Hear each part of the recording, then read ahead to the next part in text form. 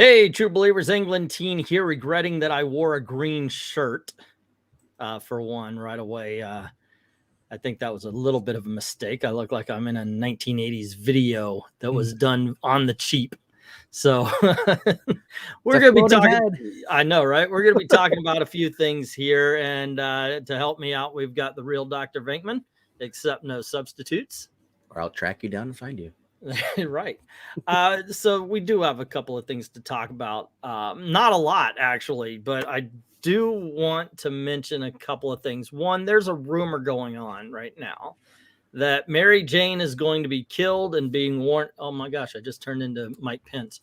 She's gonna be killed and worn as a skin suit by Mara McTaggart.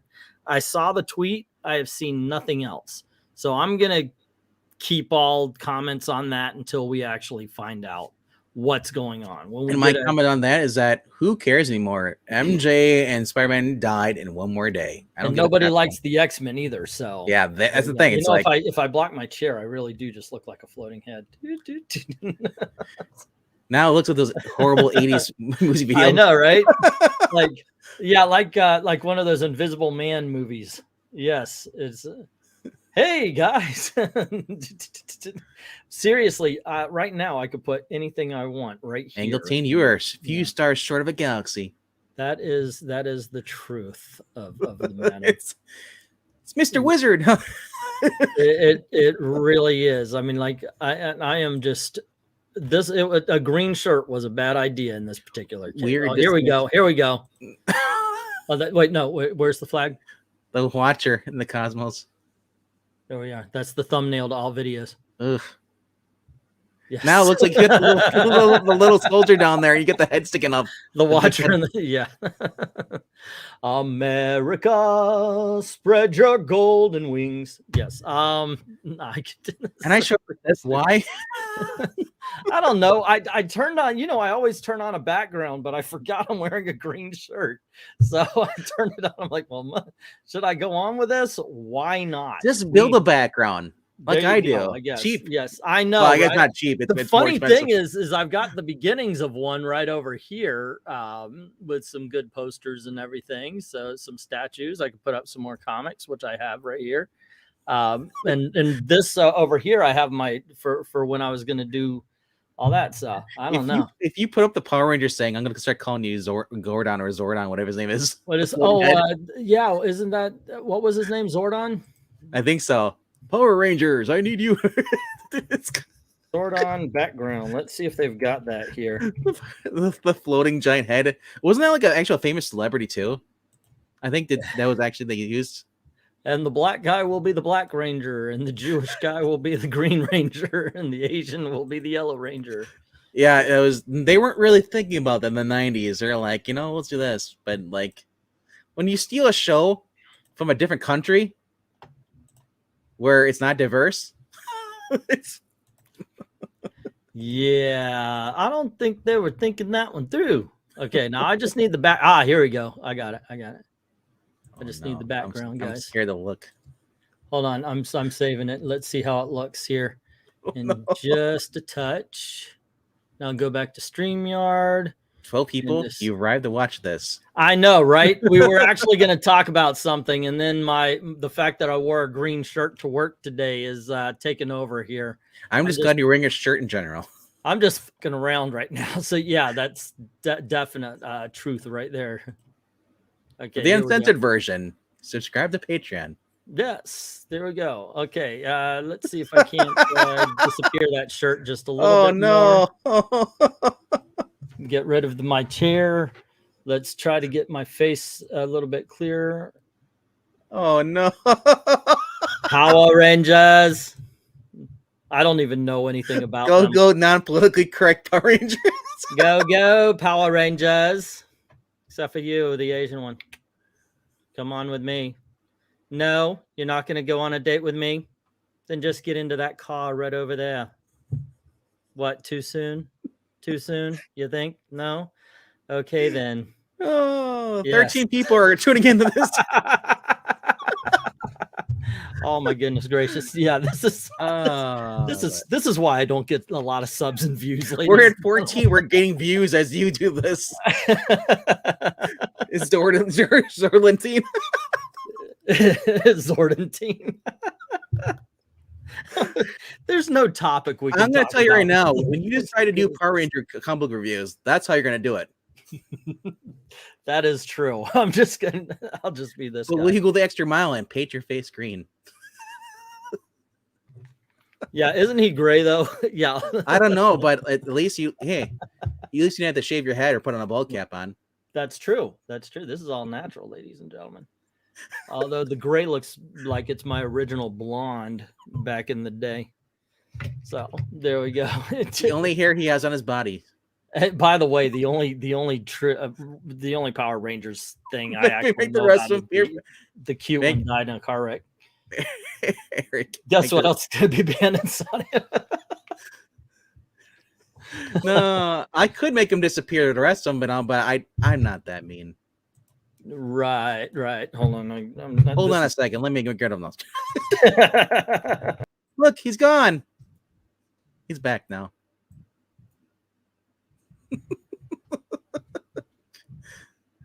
Right. You should wear a green hat too and all that stuff. Just wear a green face mask. Do you see the eyes?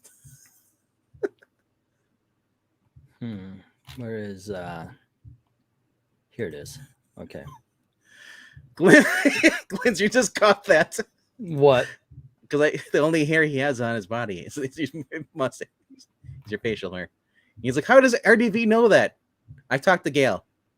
She tells me things. Gail's very open with the presence of where my body hair is. I don't know why. Let's see. Oh, Ingleton looks like he's a cover of a really bad, cheaply made New Age book. Yes. Wait. Oh, I'm Rita then? I can't be Lord Zed? No. Well, I don't know. Who's worse? Rita, Goldar, the monkey wing, the golden monkey has the wings, the blue, the gold armor. Looks like you got me, man. I don't know. The only reason I know this because I watched the first 2 seasons because I was like 8 and 9 years old when this came on, like in the 90s.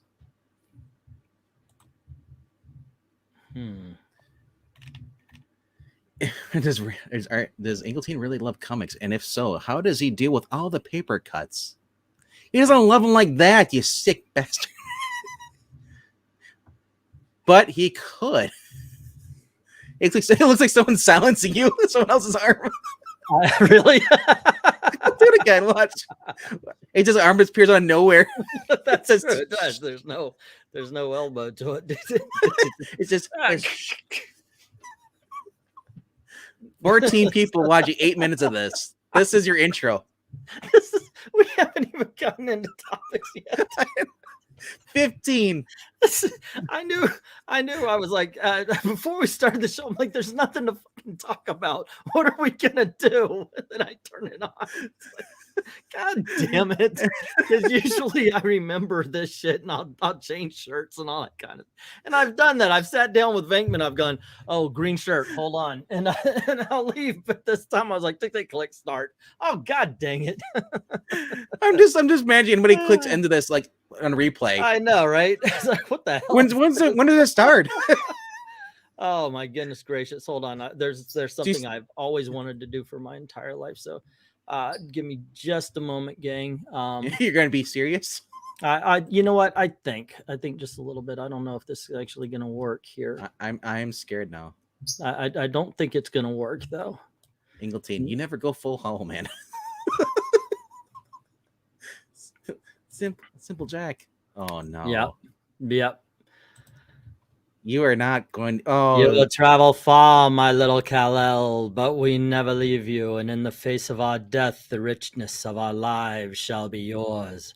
All that I have, all that I have learned, everything I feel, all this and more, I bequeath you, my son. You will carry me inside you. Ew, that's gross. That was a line from Superman. Yuck. Oh my gosh, no. Okay, so anywho, I just ran out of things to say. I don't know. I know, right? I'm so frozen. My Egon Spangler, I'm frozen with fear. I don't know. Where do we go with the show on this one? Please don't bequeath me. That's my new shirt. You please don't bequeath me.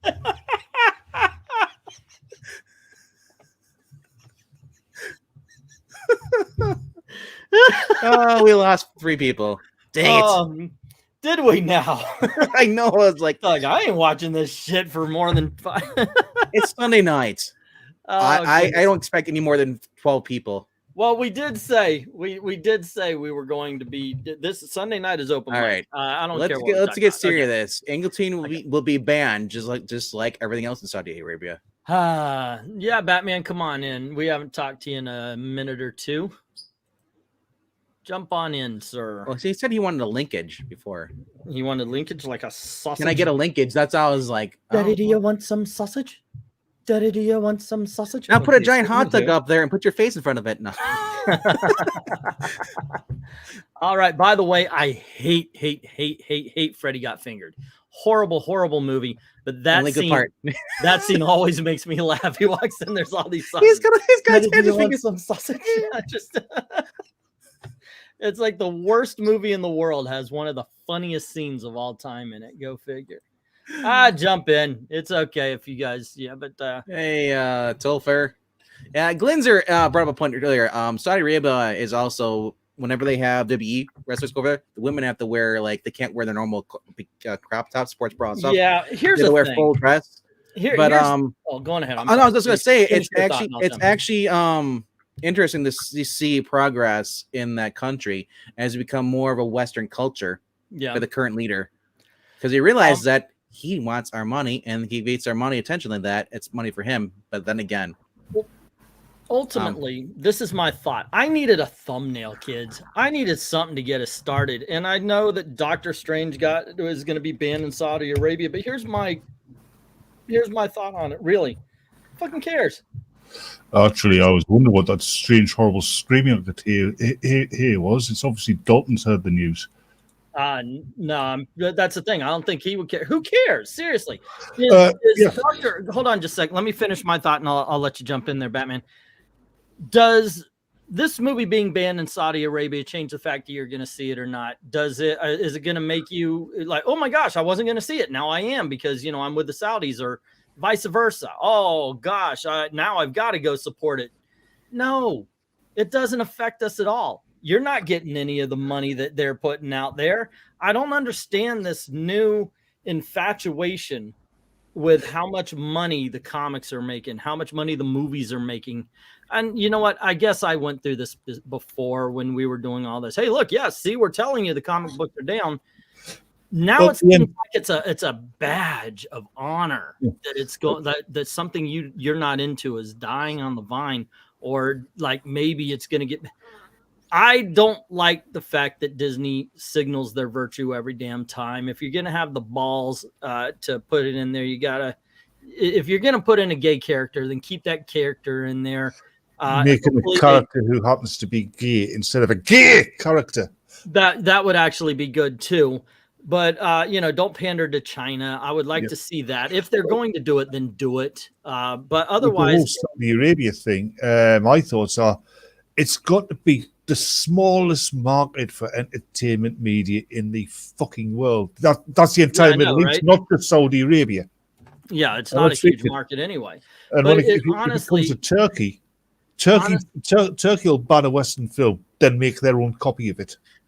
And plus, there are worse things to worry about than someone being banned in another country. Look what's going to Ukraine. You think we can't watch this movie? Well, why not? We got no cinemas left. Yeah, it's ridiculous. But to me, it's also ridiculous that people are taking sides on this, like they're winning a game or something like this. It's ridiculous. There was something else that got banned. RDV, what was that you wanted to talk about? Stuff being banned. Oh, Spider-Man. Spider-Man. Sorry, last night. Every night on the extreme. I was gonna say the Extreme Puppet Show, the Geeky Puppet Show.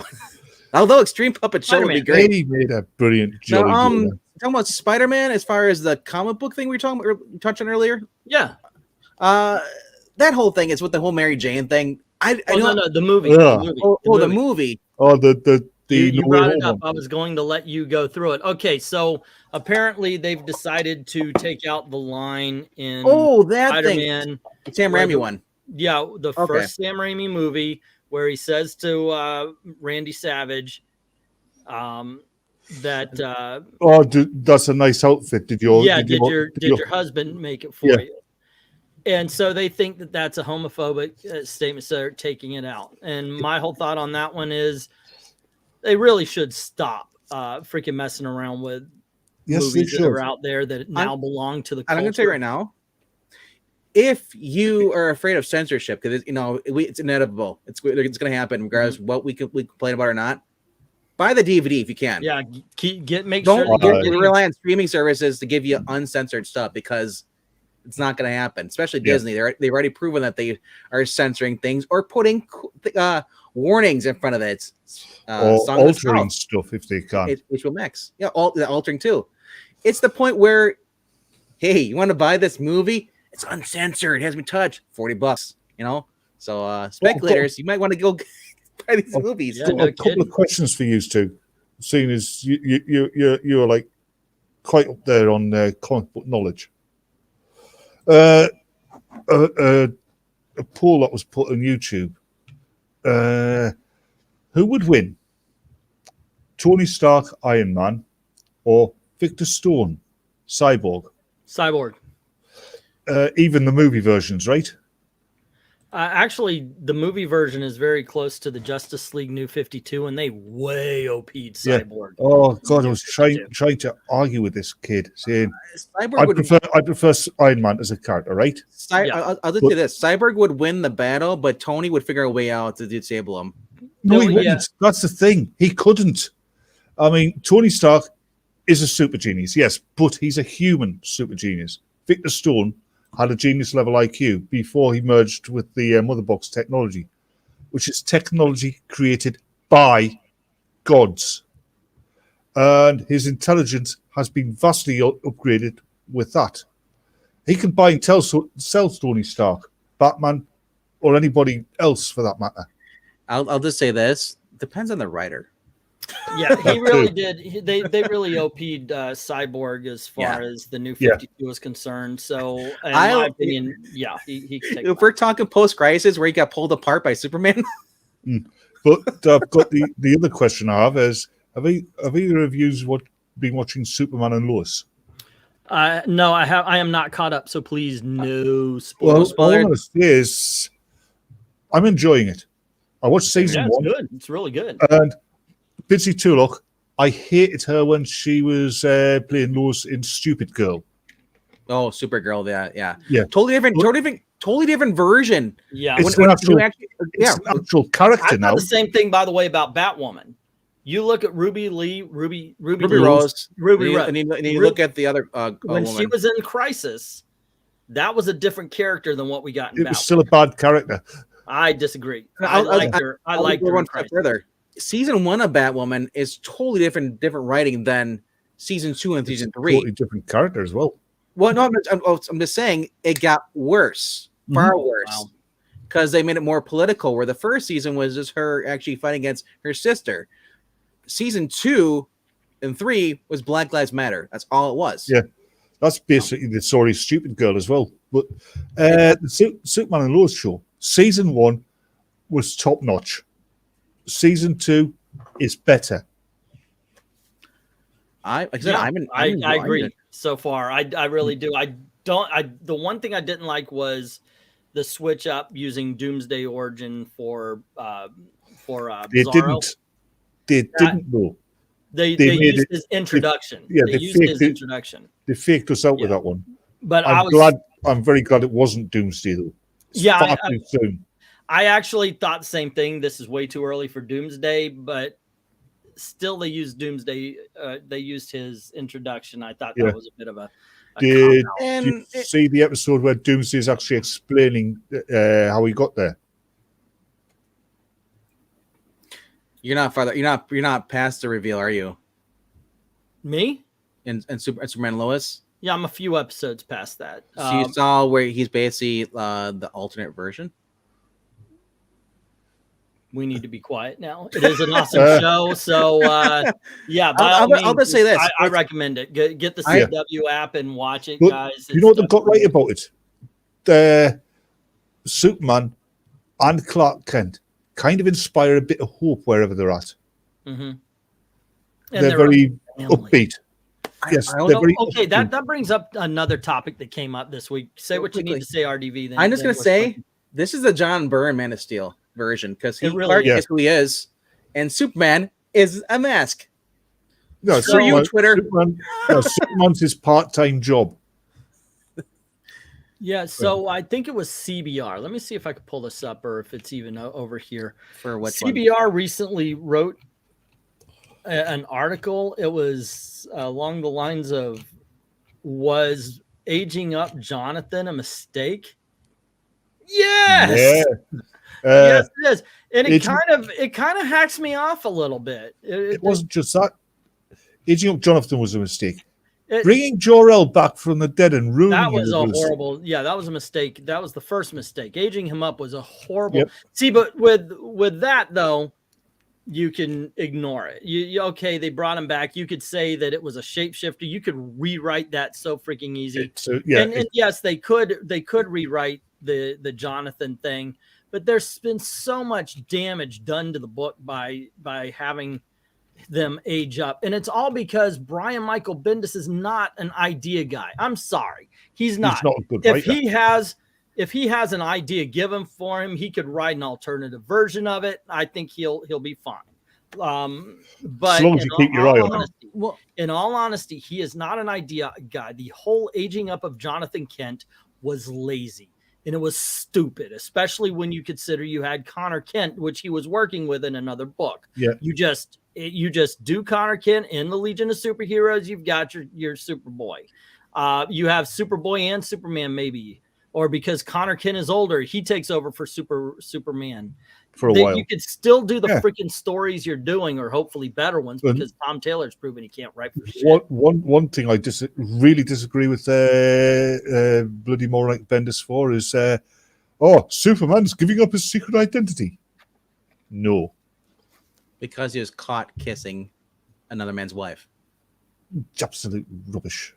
And this is where I don't like, though. These writers are obsessed with the Kryptonian lore. That's why they bring back Jor-El. I'm tired of Zod, and just focus on him being Clark, the last son of Krypton. No, there's a reason why John Burns, his whole entire version lasted 20 years, because it was awesome. We had the Kryptonian focus and all that stuff back in the early days. Wasn't John Byrne the one who did the where Superman took John and Lois on the road trip across the States? That wasn't John Byrne. That was actually Peter Tomasi, and that was brilliant. And to me, that was also in the same kind of version of basically like a homage to the John Byrne thing, or homage, in the same kind of retrospect. The fact that Clark is a father, Superman is just what he does for work. He's a person first. And it's not where he's like, oh, Clark's where he can just, that's him, his where he can hide.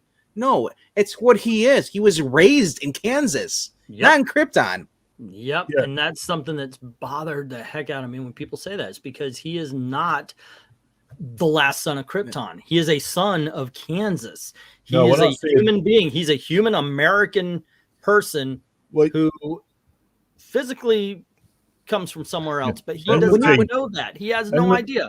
But it's like, when I say the last son of Krypton, I mean he's the last survivor of his race.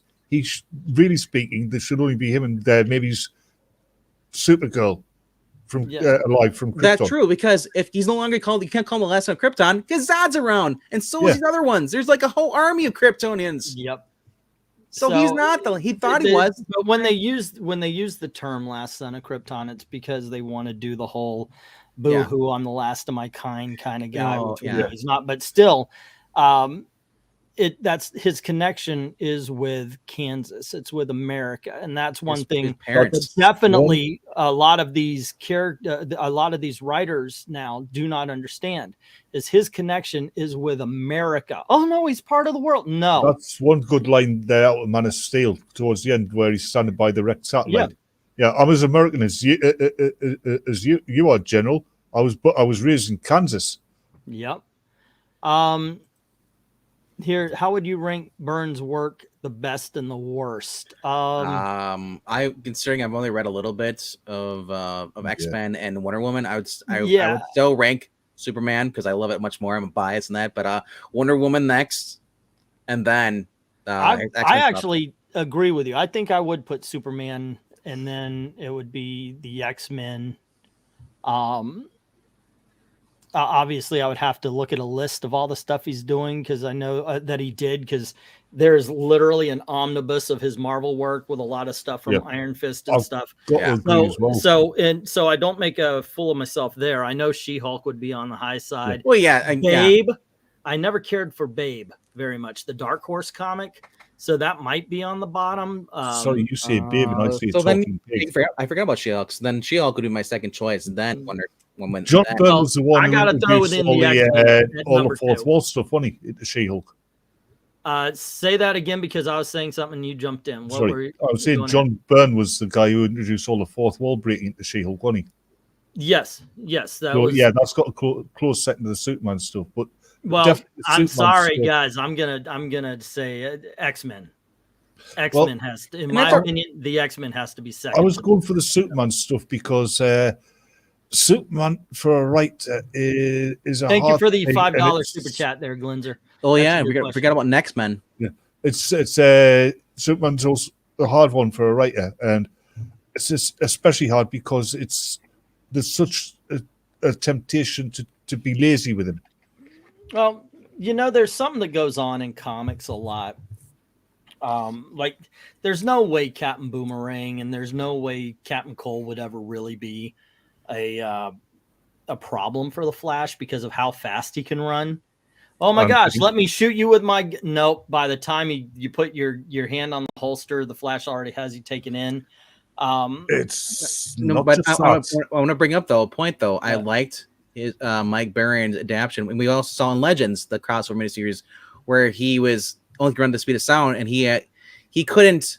Usually he could outrun the bullets when he's going against Deadshot, but he had to use the lead pipe to deflect the bullets because they limited his powers. Or before, when he's Kid Flash, he doesn't have to do that. He can just run. I was trying to make a point that Superman has the same thing. So of course there are certain villains that wouldn't really be a problem with Superman, and so they have to write reasons and why Superman can't take care of him. Most of it's the super speed, because let me finish. Go ahead. Because you have people like the Toy Man or something like that. So ultimately, though, I think a good writer can find a way around that. Now, if Toy Man's going to do something where he knows he's going to interact with Superman, the first thing he would have to do is have something that creates an environmental crisis, something that will take Superman out of the game for a while, or maybe distract him while he's attacking.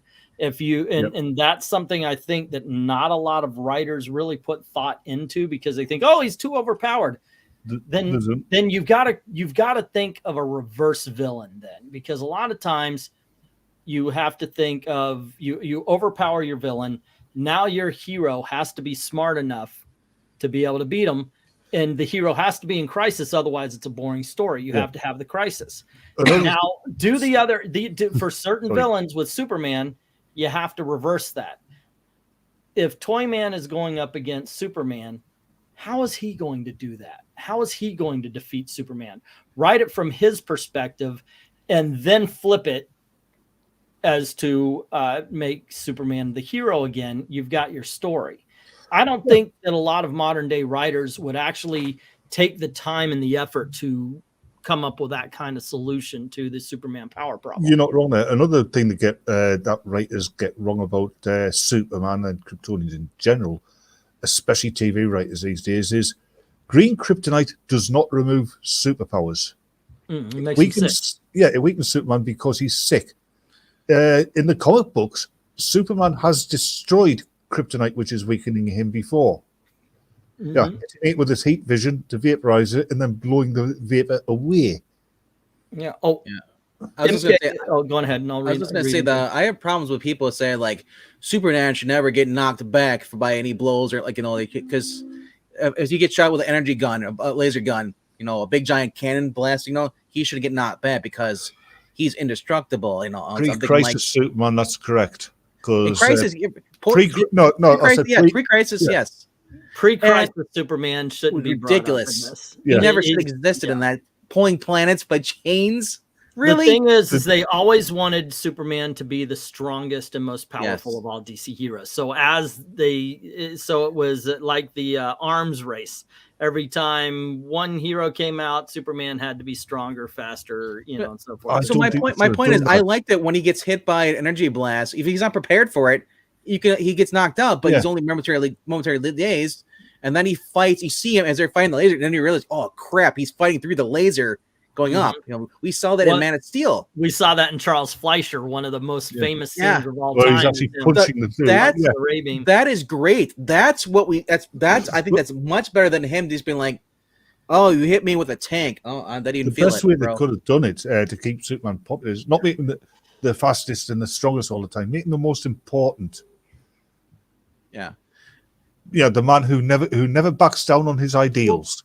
Part of what made Batman cool is because, of course, he's human. Daredevil the same way, that they can be taken to the brink and they'll keep going. There's a couple of my favorite issues. One of them was part of the Nightfall story, where he'd just been through a hellish night. He's now taking care of the Joker and the Scarecrow. I think they're the last two that he takes care of before he goes back to the mansion and gets his back broken. But the Joker and the Scarecrow, they end up collapsing a tunnel. It fills up with water. Batman is doing everything he can to save as many people as he wants, or he can anyway. Not once, but can. I don't want to save you. And and so so he's exhausted, but he's still holding his breath forever to bring people into safety. And as he's going away, somebody comes up to one of the victims and asks him about it. She goes, "He never gave up. He just wouldn't give up." And that line right there, that is the Batman. That is absolutely, because he's flat out done, but he'll keep pushing on and keep going. There's another one. I think it's like 208 for Daredevil. It's him in front of a house. And what it is, a woman who knows Matt Murdock is Daredevil that she feels is wrong. She actually turned her house into kind of like a Saw thing, or The Collector, if you ever saw that movie where he has the house booby trapped, right?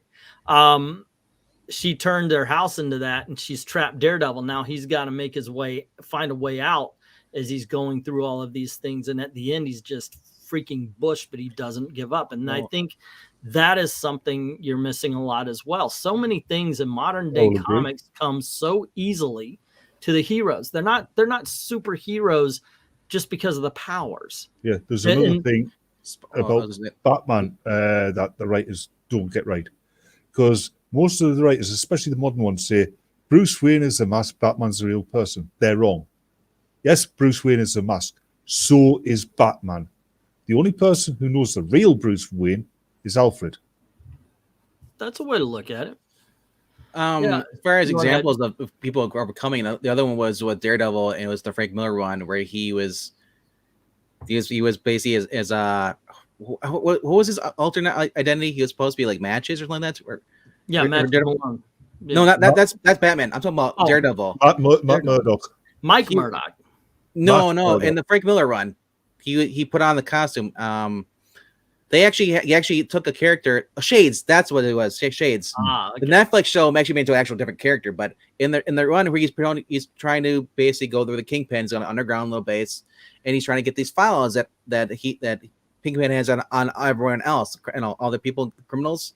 So he pretends to be Shades, goes in there, and when everybody leaves, he goes to his phone. He's like, "Big guy didn't even lock this. What the heck?" He goes open the door, and you see him pulling the door open, using all his muscles. The point where the brink, when finally gets the Kingpin shows up, he's in the dark.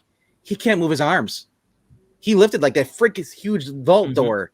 Another example would be Spider-Man 33. Yeah, Maranya was bringing that up. And yeah, by all means, it's your favorite comic, so talk away. No, he gets battle. I forget if it was Doc Ock or whoever it was, but he gets trapped under the steel girders, like you see in the cover there, and he's almost given up. And then he realizes that he needs to get to Aunt May, or she'll die. Everybody's counting on him. You see all these heads kind of bumping, and he gets to the point where he's like, "Quit moping around. You have everybody's counting on you."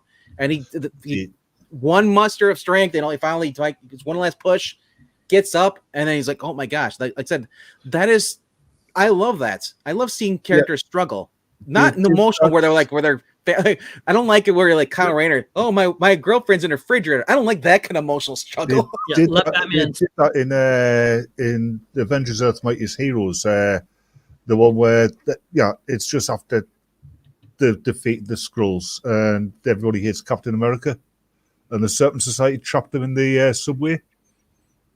And you got Spider-Man's trying to hold the beams up, which is collapsing, and you've got all the people from the subway train, and Daredevil. Sorry, not Daredevil, Captain America. And Spider-Man, it's too heavy, I can't hold it. And Captain America convinces him to. It's basically that scene, only it's done differently. But it's an excellent scene, and it leads me to a point about the non-powered superheroes. I don't think they are ordinary people. I think they were, but they're like the Greek heroes. Fate has elevated them beyond the common man. Yeah, there obviously, if you want to actually the comics, you can look to things that happened to Batman that would have killed him that didn't, or he did things. He had feats of strength. God damn it, had feats of strength that actually would be beyond human potential. So you could say it's the suit, but if you go back to before he started wearing the armor, which was I think late 80s, early 90s, probably early 90s, because it was right after the Batman movie is when he started wearing armor rather than just the gray and And if you go back before that, though, you'll still see Batman doing some things that just belie the fact that he's superhuman in some way, shape, or form.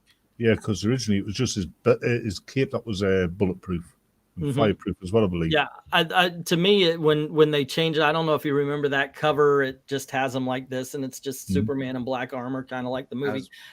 When I saw that, I was like, why wasn't he like this all the time? It just makes sense. I was watching. Go ahead. I was just gonna say I was watching the Justice League cartoon last night. The final couple episodes where the Thanagarians invade Earth. So you have Bruce Wayne, basically Batman, going undercover as one of the guests. He's got the mask on, and then he sneaks in there, and they're like, "Oh, somebody seems to wandered into here," and he's like, You hear Conroy's voice, and then he starts throwing the flashbang grenades behind him as he's escaping. He's knocking people out. I just that whole cartoon and just the whole concept of Batman. Yes, there are certain things he probably would have not survived, but you can also got to think about this guy who went through different parts of the world to find people who didn't want to be found, so they could teach him things. Oh, I've got one from that cartoon. It's from one of the early ones. Batman to all points. Can somebody please come and give me a lift because I can't fly. Oh yeah, that was the first episode. Yeah, the Justice League where they form together, and his plane gets destroyed. And he's like, "I'm falling here. I'm gonna die." Yeah, but he didn't sound concerned. No, because he knew. Matter of fact. Well, that's the thing. Like, even in another episode, it was where the same episode, the very final episode of the Justice League before it became Justice League Unlimited, he's gonna crash the watchtower into the portal device. Yeah, and he's like, in order to control it, someone has to stay behind. And he's sitting there. He's like, and Clark's like, Superman's like, where's Batman? And he's like, he stayed behind. He's like, he did what? So he's staying there to the point where he's controlling it, and where it's burning up the atmosphere, to the point where he passes out. And then Clark comes in and gets him out of there. But I said I love when you actually have heroes actually being heroes, not activists. Cartoons were well written. Do you want to go back earlier? Batman's got this guy up against the wall. And, where's the Joker? Who knows? Making whoopee with Harley Quinn. And Superman, I think he's heard you've got your answer. So Batman throws him over his shoulder. Do you go through? Superman X-rays his gun. You peaked. And then that was Batman the Batman Batman. Superman Yeah. crossover. Yeah. That's from the show. World's They had the finest. Joker and Lex Luthor working together. World's So- finest. I Yeah. like what Rhaegar's saying because I got to back him up on this one. I watched Batman '89, which I had not done since. Yes, he did. Hold on, hold on. Sorry. Here, I'll shut up. please. Yes, I watched Batman. Shut up. Batman 8. I watched Batman '89, which I had not seen since I was 8 years old. I'm not sure I understand why some people think it's the best Batman film, both the casting and the lead for the roles. I agree. I don't think it was the best Batman film. I costume's like great. it. I like it when it came out. I loved it. Let's make no bones about that, man. I loved it when it came out, but that was the very first time we saw a serious dark Batman movie or TV show. Or anything. yeah, you go from Adam West Yeah. to that. It's like holy crap. On TV, we Yeah. got Legends of the Superheroes, which had such serious and hard hitting heroes like Did you- Ghetto Man. Did you ever watch the I think it was E Actor or so Hollywood Access interview with the cast of the 666 Batman reacting to the new movie coming out? They're like, oh, it looks so dark, so serious. Some of the cast members, I was like, wow, you were. Yeah. You think the trailer looks bad? England team, I have a different take on the 89 Batman than you. Okay, I what's mean, yours? I'm 58, right? So I'm noticeably Dang, older. you're old. Yeah. So I saw it as an adult. You're not that old. I enjoyed it. I don't know the brain yet.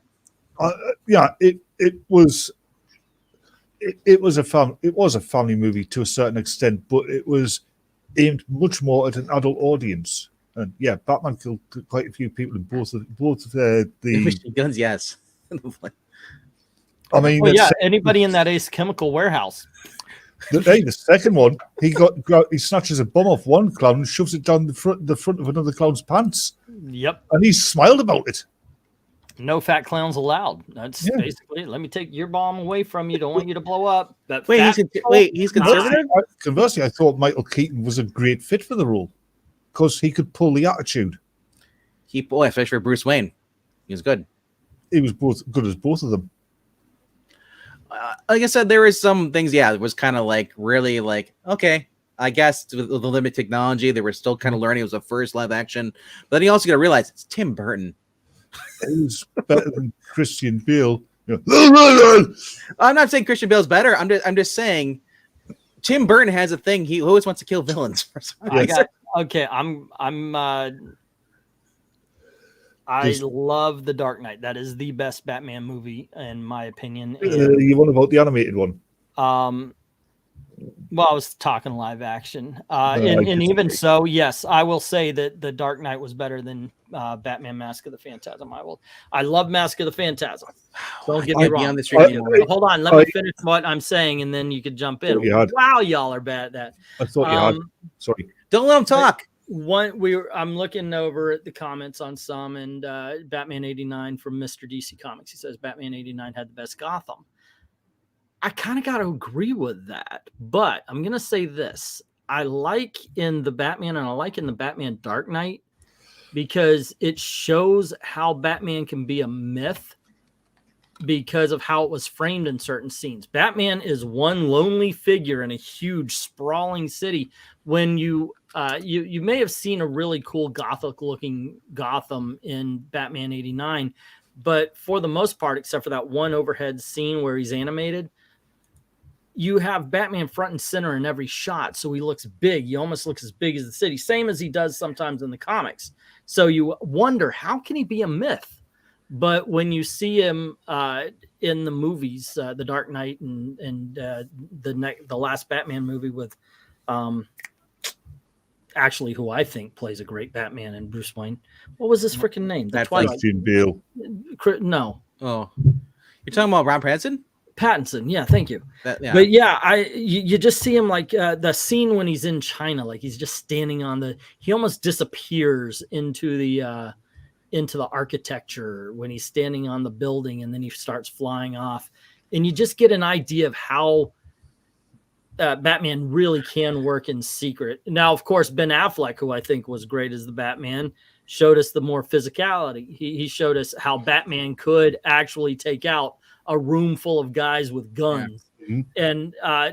And I believe that Ben Affleck has that kind of power and strength I because can't he's remember. Did they over show 6 him? feet tall. He's built like a brick shit house. Well, talking about Ben Affleck, best way to see Ben Affleck's acting chops is if you watch Hollywoodland. Oh, when he was announced as Batman, I used that as to why I think he would be a good Batman. I never had a doubt about Ben Affleck as Batman because of Hollywoodland. Do you know who I think would make a good Batman? And Never mind. Sorry, go ahead. Go ahead, RDB. You had your time twice. You do know it's Englentine loves comics, right? Not Batman. Right? No. So anyway, I was just gonna say, I don't remember. Did they when they remember because Batman's Bruce Wayne's always scarred on his back? Did they show the end of Batfleck at all? His back being beat up. It's been a while since I've watched that. I don't know. It would be in the it would be in the Batman, Superman when he's doing the cross training, right? The other the scars on the back. Though. The other thing is that the Batman movie, the way it works better is being the myth and all that stuff because he didn't have the Batmobile first. He had a motorcycle and he changed into a regular motorcycle jacket and everything. And then he put this costume on. Yeah, when he got the places, he's basically Spider-Man all the time. The new movie, I haven't seen it yet. Oh, you haven't seen it yet? Well, I need to leave then. We're gonna talk spoilers. Like, what the hell? But spoilers don't bother me. Is it in your neighborhood yet? Probably. HBO Max? No. He's not in the States. I know. I'm asking. Does he have it on the UK? Did they have it on HBO Max there yet? I don't know if I can get HBO Max over here. Oh, well, either way, I have ways I can see it. Vudu, yeah. If you have a VPN, Vudu has it through early access for Fandango. It's excellent. I would recommend you wait until you can see it on the big screen. Don't let your first time watching this movie be on. I've heard wonderful things about it, horrible things about it. I'm going to make my own mind up. But what I was going to say about Batman is there is an actor who I believe has actually played Batman in voice and who really wants to play in live action. I think would be good. Jensen Ackles. Jensen Ackles, if you watch The Long Halloween, both parts? Not yet. He does the voice acting for Batman there, and he does the narration. And I gotta say, he just very soft. He's not really doesn't sound like Batman. Now, if they let him in live action, might be different though, because for whatever reason, he was very soft and unlike Bruce Greenwood, or Jason O'Mara, or the other guys who are doing the voice acting. You can tell that they're really putting the raspy in there as far as that, because Conroy is really hard to live up to and try to voice him afterward. But I think the voice actor they had, like said Bruce Greenwood, I didn't realize he did other movies. I didn't realize he did live action movies. If you look him up, I think he's in National Treasure. He plays the president. He's also in Deja Vu, isn't he, with Denzel Washington? I think so. Yeah, he's everywhere. He was in a lot. When you see Jensen Ackles and other things, he's not quiet. He was probably quiet. I'm just saying. If you watch those two movies, I haven't seen them yet. It didn't. I'm just saying when you watch them, he's doing. If you've ever read The Long Halloween, he's doing the narration, and wow, he sucks at the narration compared to Pattinson. Yeah, I don't think Carl Urban's got the physicality. He's got the attitude and he's got the presence. Yes, Carl Urban in his prime, I agree with. I think he would have been at the same time he was doing Judge Dredd. And I still want to see a Judge Dredd sequel. I thought that was one of the best adaptations ever, as far as movies are concerned. I know you and other people like the Dark Knight trilogy and thing, but. Yeah, I like them as action films. They don't strike me as Batman films, though. I get that. I don't. I think actually the first and the third act like Batman movies a lot more than the Dark Knight does. The Dark Knight is more. It's almost like a Michael Mann crime film that the Batman happens to be a character in. But I still just love that movie so much. The one thing I hate about it, can I just get this bit in? Yeah, go on ahead. One thing I hate about those three films, it's a very silly little thing. The cape looks like an afterthought. It looks like he's just grabbed a pair of black curtain and put it on his back. Okay, all right, Carol Burnett, Batman. All right, Venkman, what? When people bring up the Christian Bale thing, I think the first movie, that's the Batmobile chase. That's what stands out to you. The second movie, it's Joker. Third movie, it's Bane. Really, Bane? Bane's what sticks out for you for that Bane one? was in that third movie. Wow. It's me. I'm Bane. I thought that was... Anytime I think about Batman, the Dark Knight Rises, it's that kid singing because I just think of lovely voice. I just think of Bane and I think of the Pit, you know, and then I'm like, why am I watching this? I'll just go read Nightfall and all that stuff. No, I have no problem with Dark Knight Rises. Well, I do have a few problems. The ending I didn't like. Film. I didn't care for the ending, and I didn't care for the beginning. Yeah, because the middle part is awesome. He'd given up being Batman for 10 years because his girlfriend died. He became Batman because his parents died. Thank you. That's exactly it. You gave up for the same reason you started. That's the dumbest freaking take on the Batman doesn't give up. Yeah. Hollywood now hates the hero being a white male killer being the law. I am the law. Yeah, DC Comics. Mr. DC Comics was saying that earlier that the Batman movie is the best Batman movie. The Dark Knight is the best Joker movie.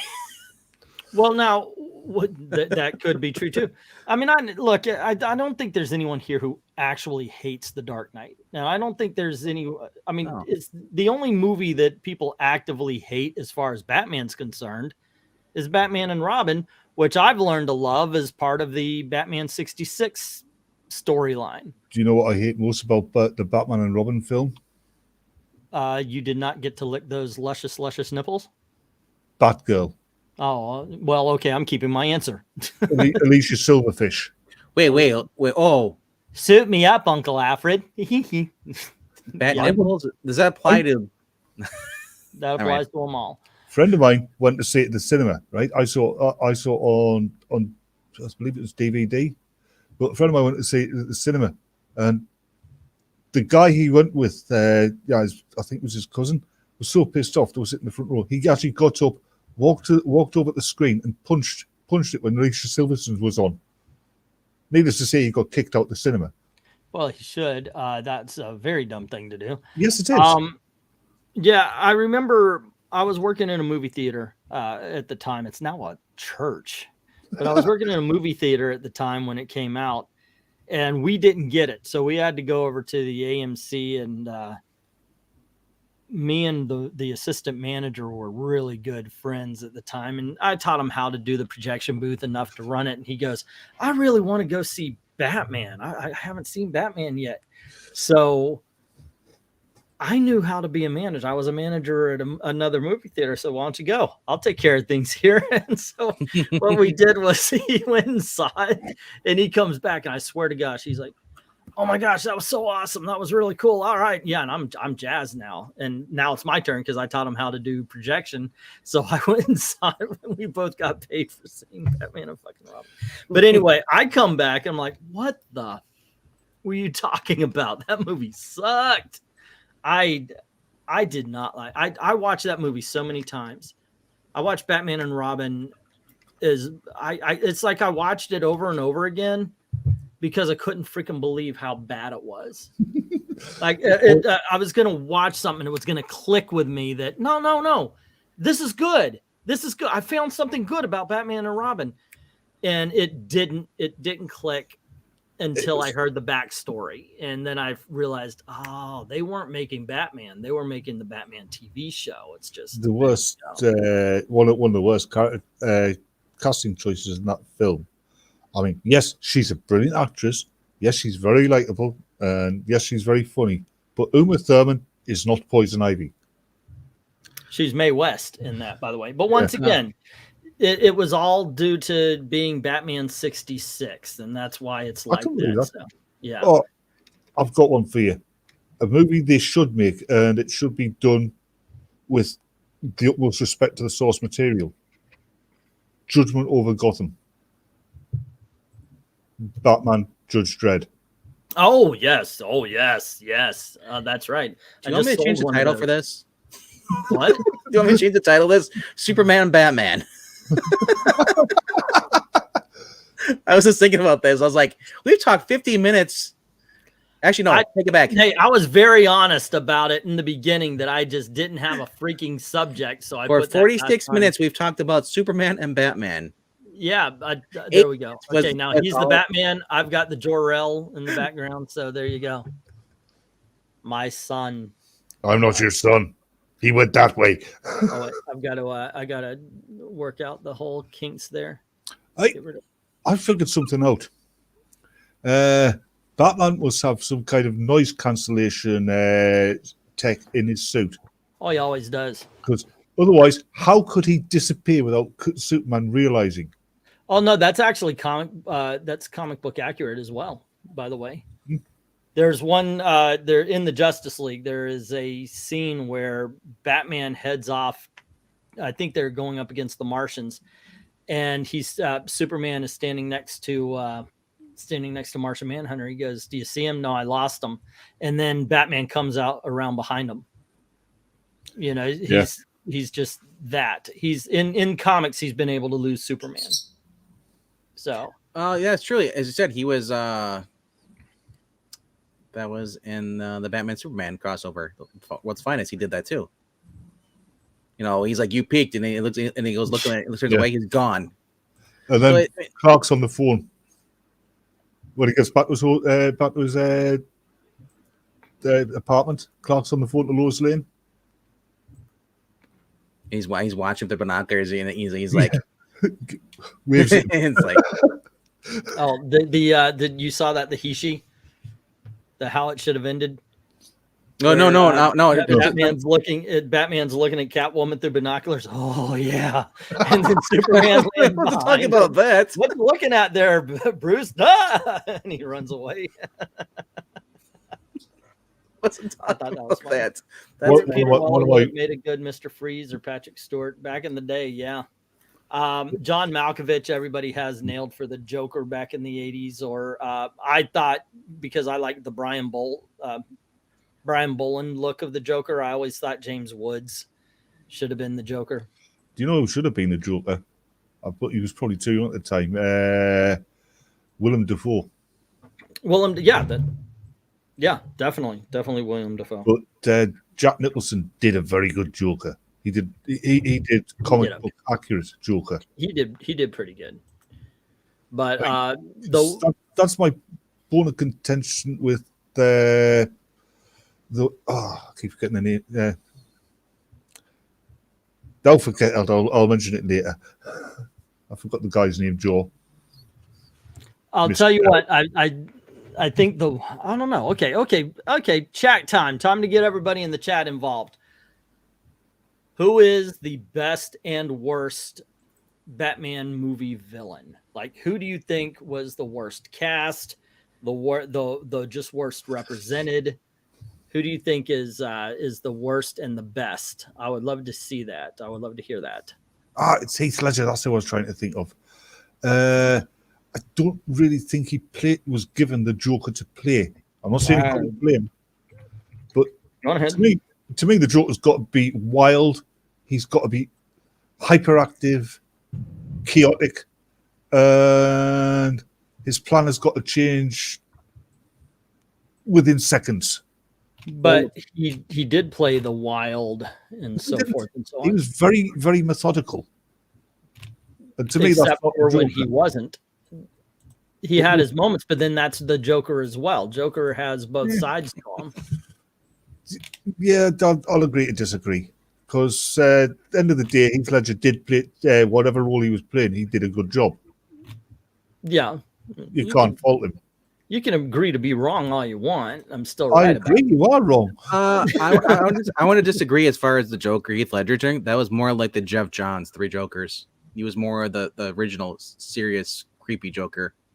You guys are out of your mind. You're out of your gourds. You're out of your gourds. See, now we're getting the Joker. He's taking over everything.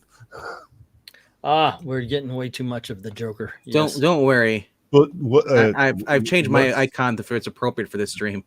The worst on movie Batman villain's got to be Mr. Freeze.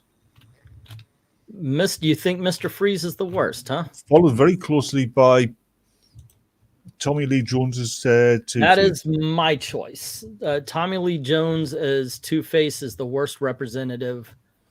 He was more like the Riddler. He looks fine. Yes, he was playing.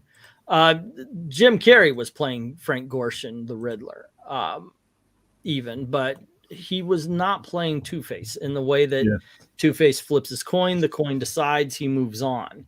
That whole bit, the one thing that bothers me is he keeps flipping it over and over until he gets the answer he wants. And that he doesn't do that. I would say my best choice for best, I'm going to give it to both Jack Nicholson and Heath Ledger. Okay. As the Jokers, huh? Yeah. All right. Let's see. We're getting worst Bane in Batman and Robin. Oh, you know what? Trusty wins. Trusty wins on this one. I think, you're right. Worst cast was Tommy Lee Jones as Two-Face, hands down, says Rhaegar. Sorry about that, guys. Bane was the worst as Mr. DC. Bane from Schumacher. Yep, you're right. I forgot about him. What was his name? Jeep Kessel? Heath Ledger is the best as Glinzer, and worst is Arnold. Jeep Swanson was his Swanson. name. Oh, yes, yeah. Reeves was best. Reeves. Christopher Reeves or George Reeves? No, I think you're talking about Superman. We're on the Batman there. Because Christopher Reeves is the best Superman, hands down. Yes. Batman was cast as the Where's Two-Face? And also Bane. Dark Knight Rises Bane, not Batman and Robin Bane. Jim Carrey is the Joker. Well, I thought Jim Carrey was Frank Gorshin from the Batman TV show. Yeah. The Heath Ledger Joker was the best because we never really got his Joker's real Joker story. Bane is the worst. The worst Two-Face was Tommy Lee Jones.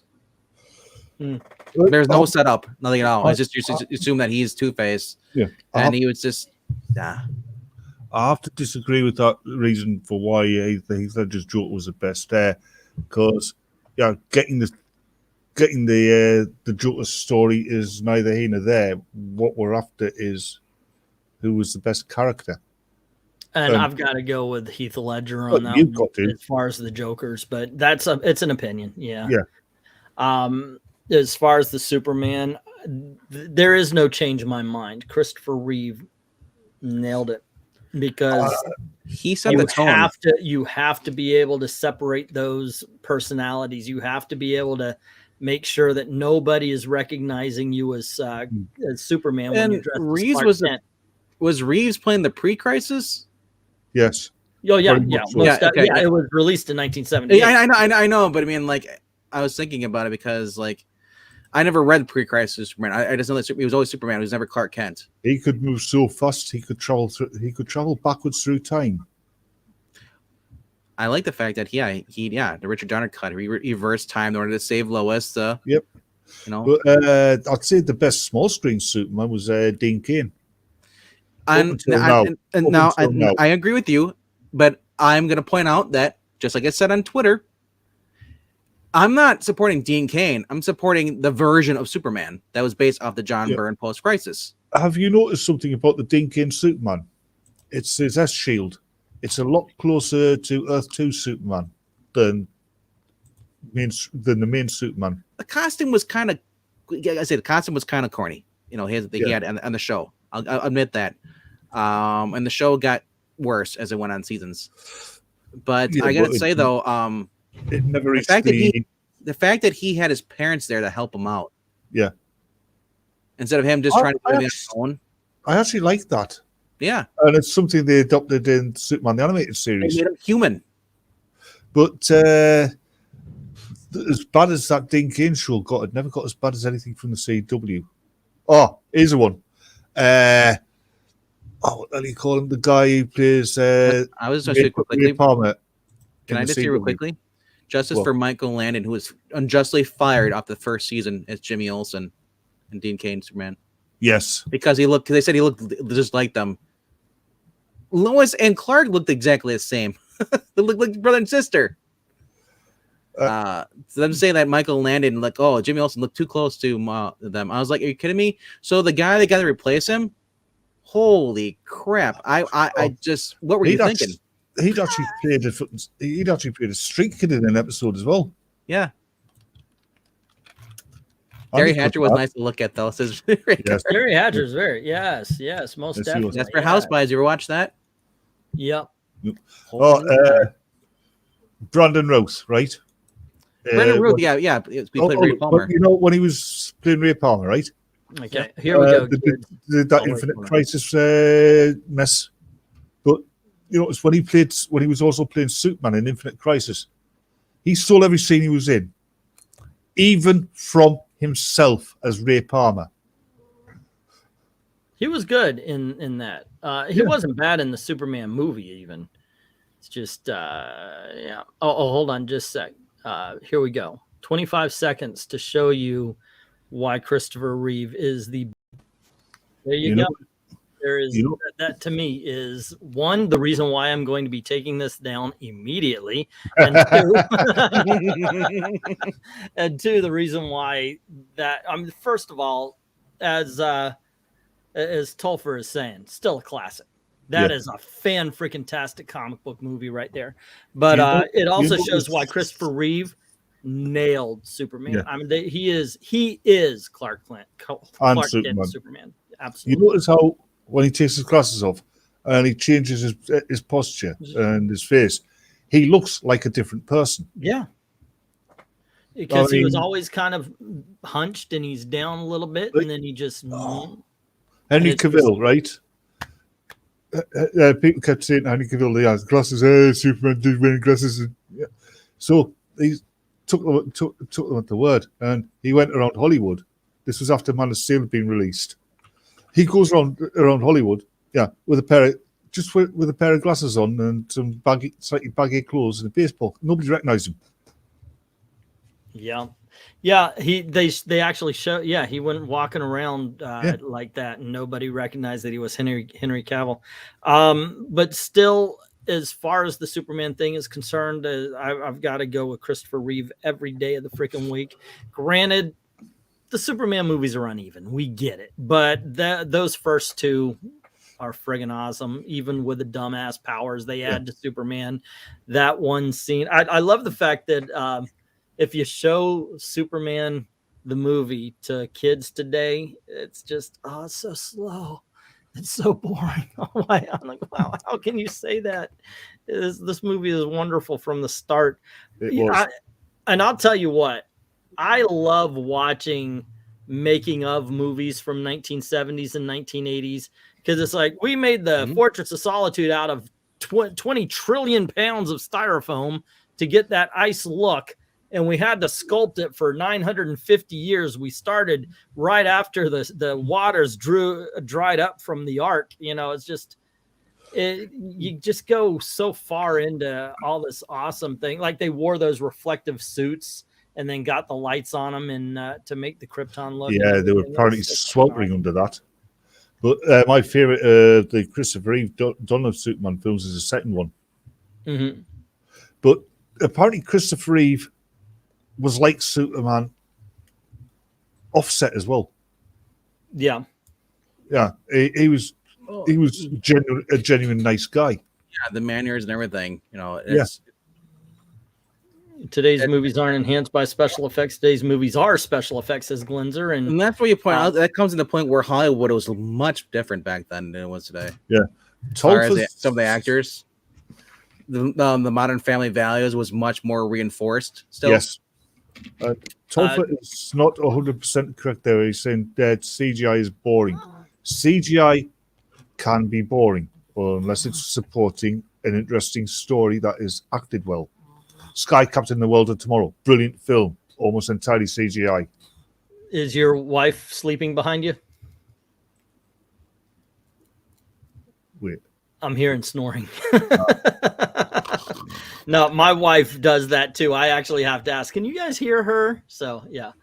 Let's see. Topher saying Margot is top as Lois. That switch from Clark, from Superman to Clark, was done in one take. I heard that, I could be wrong about this. I haven't seen the making of in a long time. I heard that it was Christopher Reeve and then they had a double for the flying scene as you see her, because they close in on her and you see him flying away. That's a double. So they walk away, and Christopher Reeve was already going for the costume change. I got this one. Hold on. I'll be right back. Hold on a second. All right. Now we get to talk about what we really want to talk about. It's that Doctor Strange movie being banned in Saudi Arabia. Yeah, it's probably because that we already talked about that. It's boring. I know why it's the whole thing. Who I know cares why it's banned in what's Saudi. banned in goddamn Saudi dang Arabia? it! He's got his headphones off and he can still hear. Yeah, that's great. I love that collection. I got this for my birthday when it first came out.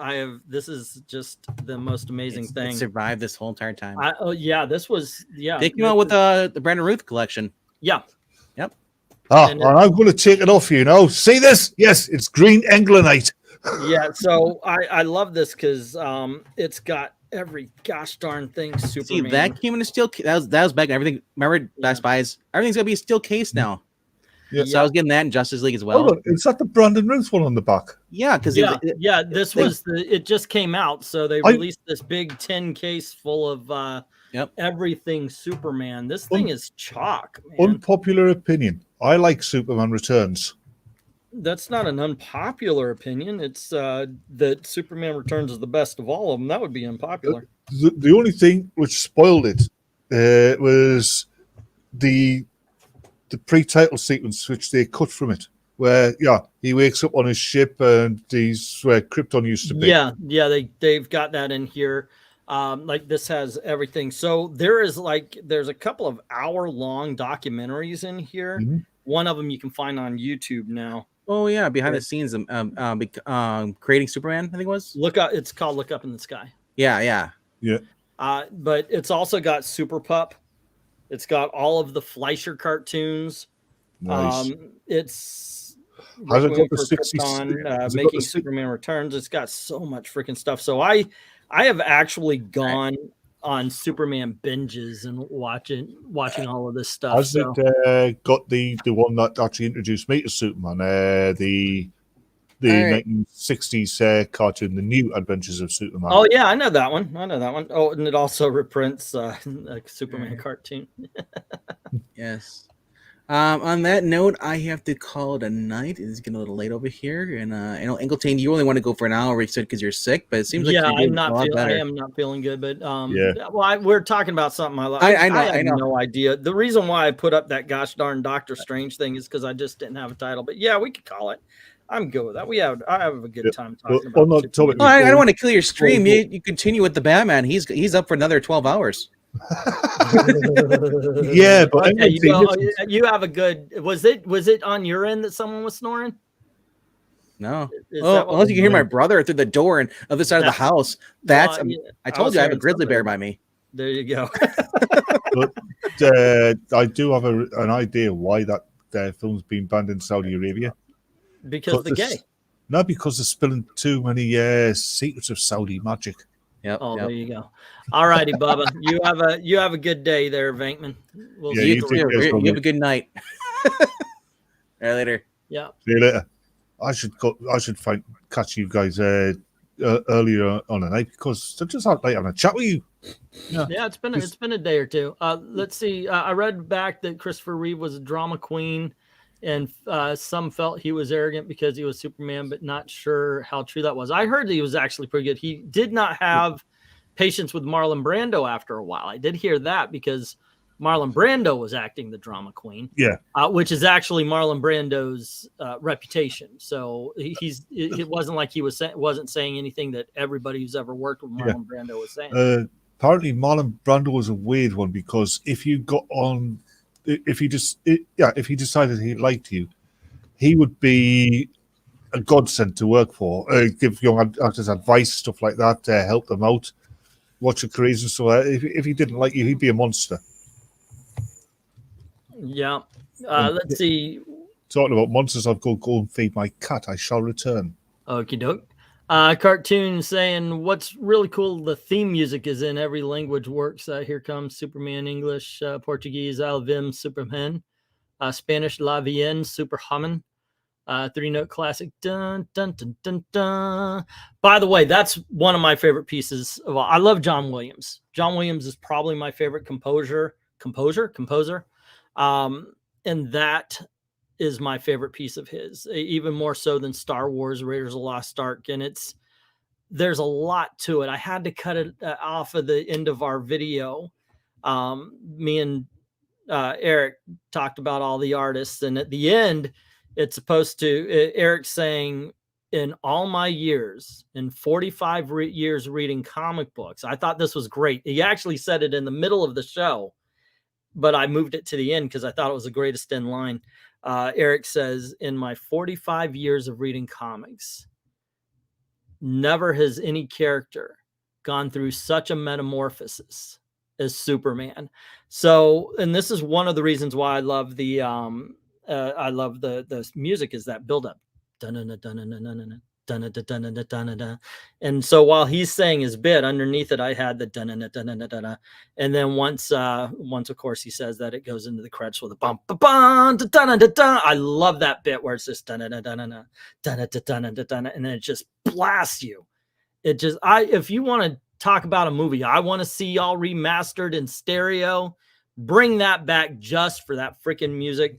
I would love to see an evening with John Williams orchestral thing. I think that would just be so freaking awesome. It really would be. So who's your favorite composer? I say composer again. Horner's good. Let's see what else we got. Yeah. Return is good, but, says Tolfer, Look Up in the Sky. I have that as a separate DVD. I like and seen all the original Superman movies. When my mom says Jonah Arts, I even actually like Superman 4 just for how cheesy and bad it is. If a movie's bad enough, I enjoy it just for that. Like, I know I should hate Catwoman, but it is so bad it's entertaining to me. Elektra, just boring. You know, you gotta go over the top of the bad. Smallville, anyone? One of my favorite shows. Have all 10 seasons. I used to watch them yearly. I don't think I watched it last year or the year before, so it's due. I think it's due. Lois and Clark or Superman and Lois. I love Lois and Clark for the cartoonish feel to it, but holy crap, is Superman Lois good. It is legitimately capturing the spirit of Superman, in my opinion. Lois and Clark is almost a throwback. Even though it was supposed to be the Lois and Clark of the 90s, it's almost like it was a pre-crisis television show for how cartoonish, how silly it was. Don't all leave at once now. No, I'm actually enjoying this. You guys, please, by all means, keep with the questions and that kind of stuff, because this is awesome. Very rarely do I ever actually appear by myself on my live streams to answer questions. Makes sense, because I never had a bad thing from anyone. Yeah, I never met anybody say anything bad about Christopher Reeve at all. You know, he was roommates in college with Robin Williams. Let's see, into Superman 2, when it's all quiet, then the music hits. I know, right? It's so freaking awesome. Trusty says, I listened to the Superman soundtrack yesterday while working on the lawnmower. Hans Zimmer. Yeah, he did the Star Trek, right? Give me a couple just to remind if you do that. Yeah, Williams and Hans Zimmer. Man of Steel gives me chills, to be honest, says MK. Which Lois is hotter, you think, between Durant's or Hatcher? That's hard for me. Let me think about it, Hatcher. Durant's acts tough, and a lot of times I could see the wheels turning where she's trying to act tough. That being said, Durant's coming out of the stream naked in House of the Dead was a hell of a lot better than Terry Hatcher standing on the balcony naked in Heaven's Prisoners. So she wins that way. That was a wonderful place to come into. Terry Hatcher standing on the balcony naked. In the movie Heaven's Prisoners, yes. I've been watching Adventures of Superman on local TV. Surprised Clark is so calm and confident, says Glenzer. Yeah, they tend to drop. Christopher Reeve, like I said, he's the one that kept up with that. But if you read the John Byrne comics, they did sort of phase out the whole bumbling idiot Clark Kent. Yeah. It was well past its sell-by date. But you know what annoys me is when they say, like, like in the Nolan Batman movies, I'm putting realism into it. They're not putting realism into it. They're putting cynicism, nihilism, and pessimism into it. Well, that's the Mark Millar seal of approval as far as modern day anything, in my opinion. It doesn't work. Yeah, it's if you read like the Ultimates where it's supposed to be in the real, it's like you just turn everybody into assholes. That's what Grant Morrison did to Superman in New 52. You just turn him into an asshole. I hate Ultimate Captain America more than anything. Yeah. Let's see. Why do you think they didn't get Cage? Oh, by the way, if you guys want to share some super chats and all that, and I'll answer the questions too, that would be great. But obviously, you don't need to.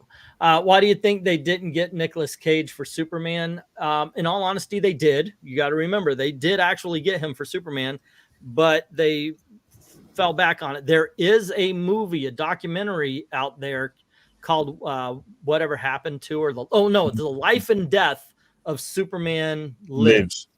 And it tells the whole story of it. I highly recommend it. It's a great movie. They did the same thing with the Fantastic Four, the Roger Corman movie. I like that movie. They're brilliant. If it wasn't for the special effects, that is a stand-up movie.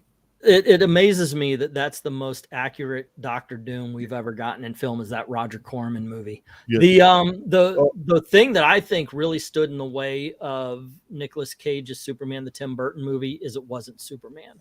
It would have been Superman in name only. He wanted to do sort of what's his name? The painter with everybody's eyes on the same side. He wanted to do a Picasso of Superman. So it wouldn't have actually been Superman. So when I saw the movie, the Life and Death of Superman Superman Lives, I saw why they canceled it. Yeah. I would love to, however, I got to tell you, the story was intriguing, and I would love to see it as an animated film. You can't get Nicolas Cage is far too old now to play Superman, but it would as a live actor. But let's get his voice in there, gang. Much like they did with Batman 66. Go on ahead. I thought of a live action character he could play. The Phantom Stranger. The Phantom Stranger? Yes. Yes. Good call on that. But yeah, I would love to see Superman Lives as an animated movie with Nicolas Cage voicing Superman, and supposedly he's going up against Brainiac and such. That would be awesome. Let's see. I believe Hans Zimmer did the Batman Nolan films. He teams up with Nolan in general a lot, says Rhaegar. Madanui says Hans Zimmer is one of the composers that has like 5 themes I can recognize. The rest all sound the same to me. Bum, ba, ba, da, da. Dun, dun, dun, dun, dun, dun, dun, dun, dun. Even George Reeves' soup is fun, says Tolfer. Let's see. Do Hales, Scouse, Batman, Ultra MK, says Robert Rhaegar Horrible in the spectacular England teen. Spectacular. The word is in our vernacular. What I like about George Reeves is he played a very charismatic Superman. Okay. The one thing I didn't understand, though, if you watch the show, there's always the scene he's going up against the mafia, the mob, whatever, and he jumps into the room and he's standing there, and they pull out their guns. The bullets, you see it fly off. Yep. And there's George Reeves, and he's just standing there, and the bad guys click, click, click, click, and they throw the gun, and George Reeves, who just ducks every time. Every time I saw that I didn't notice that as a kid, by the way. I did notice that as a kid, but when I was rewatching it as an adult, I just laughed my ass off. Blam, blam, blam, blam, blam, and then they throw the gun and he moves. When they were first doing it, before they got a take the first time, he stood there and they threw the guns and he didn't duck, and he got clocked on the head. Yeah, how about rubber guns if you're gonna throw something at your star there, guys? It was, yeah. Tolfer saying lick the like. I would rather you smash it, hit it, share. That's always good. But it's that bit where George Reeves was appearing at that open air show as Superman. George Reeves. You know the one I mean, where he the little kid comes up to him. He's managed to get hold of his dad's gun. Oh yeah, the scene where that actually happened too. Yeah. So some kid, and this is in a movie. There's a movie called Hollywoodland starring Ben Affleck. It's brilliant, amazing film. And it's basically George Reeves' life. It's told through Adrian Brody. He plays the reporter who's trying to tell the story of the life and death of George Reeves. And there's a scene that actually happened where a kid comes up. He's doing just a little show for the kids. You know, he bursts out of a wall, does the things he can do super, with the easy special effects. The guys with the cap guns, ba-doo, ba-doo, ba-doo, that kind of thing. And this kid comes up with his father's pistol and aims it at him and asks if he can shoot him. And George Reeves has to think quickly. And of course, he says, why would you want to do that?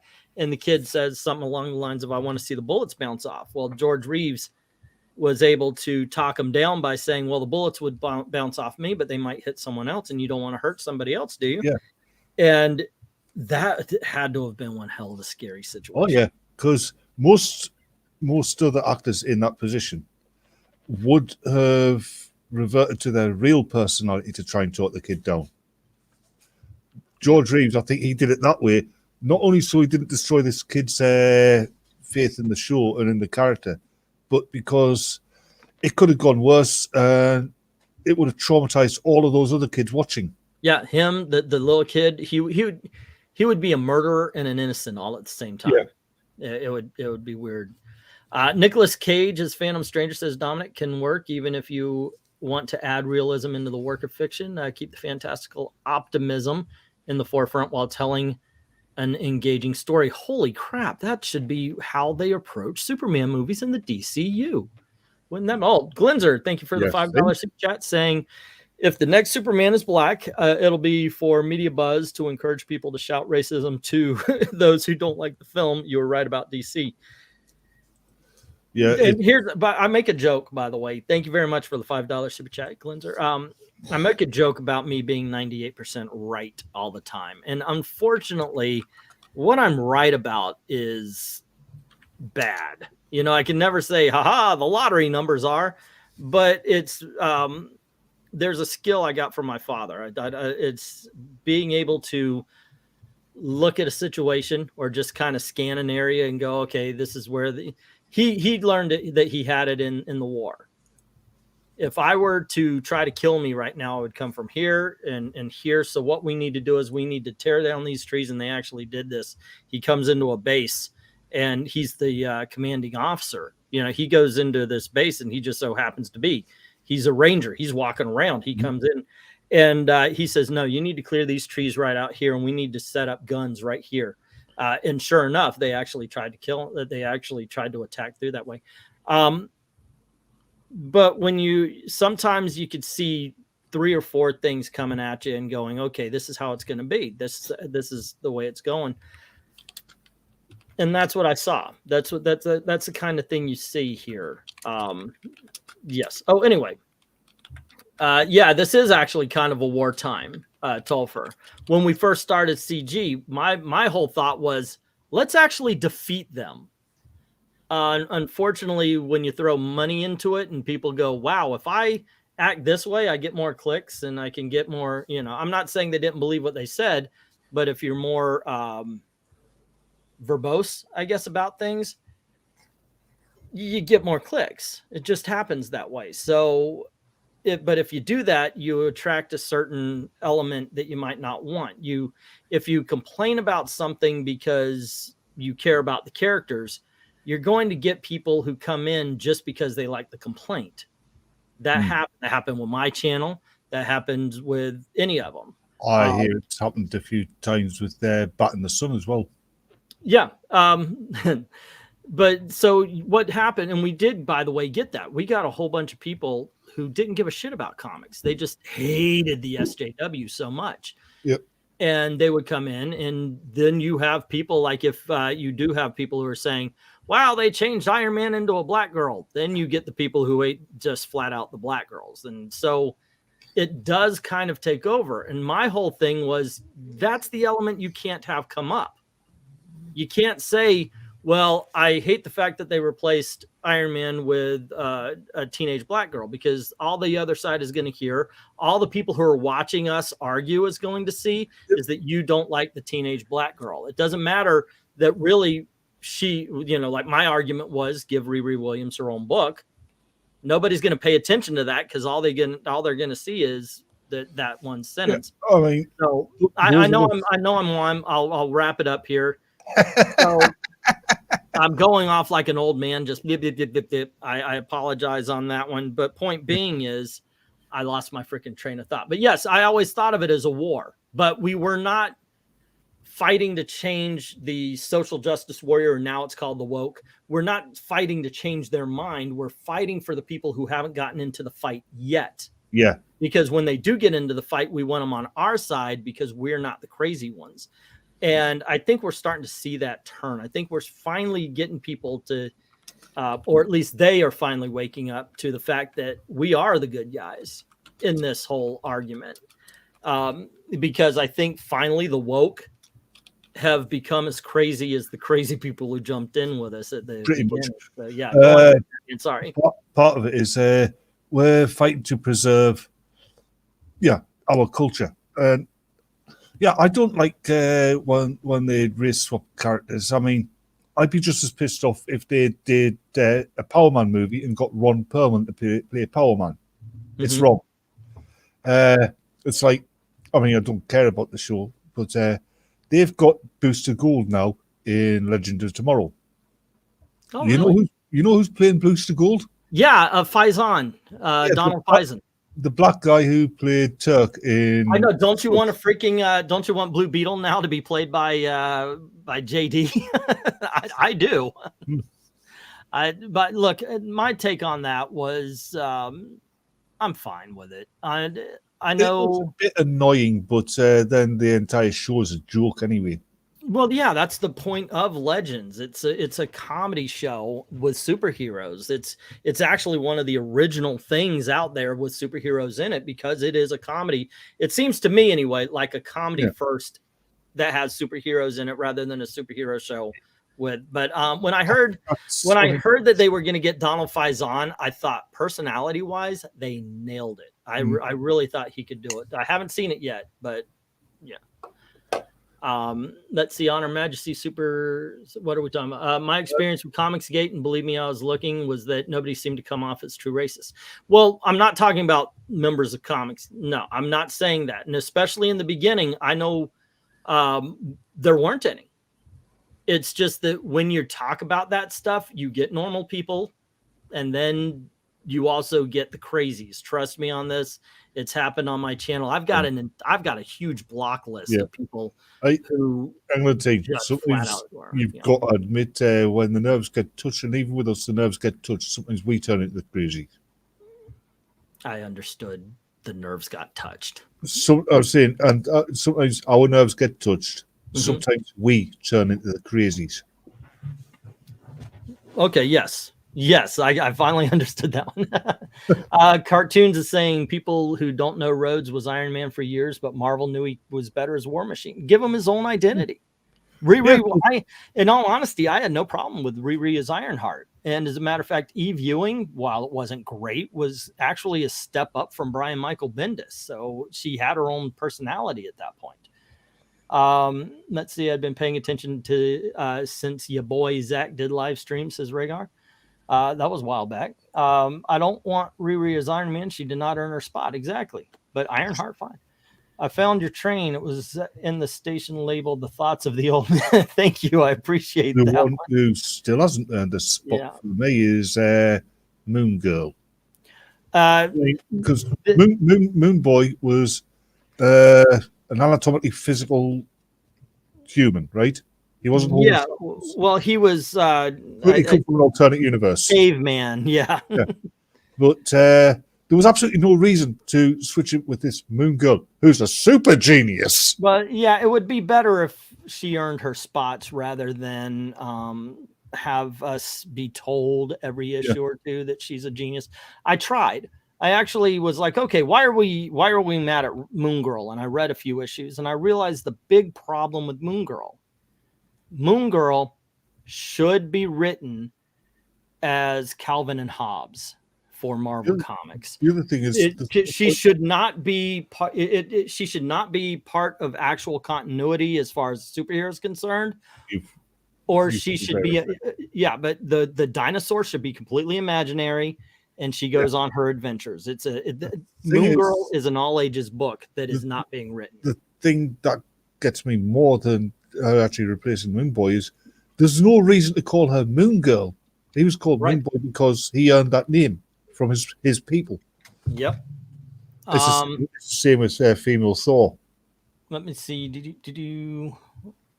Legends is not for me. Not everything is for everybody. That's the whole ideology of diversity hires. Riri is entitled to be Iron Man because he is a white man, and almost this is actually before the big woke movement. It was the SJW movement at the time. Did you ever read the What If Jane Foster Found Thor's Hammer? Yeah, that was a good story. It was well written. And then they do this rubbish with Jason Aaron or Jason Isaacs or whoever, and it was rubbish. It was pointless, and there was no need for it. See, in the beginning, it was normal and no one was racist. Then they joined in halfway, and there was a pushback, says Jonah Arts. Actually, yeah, I do point out, there's a video or two on here. I should just repost them at some point in time or re-record them if it's too bad.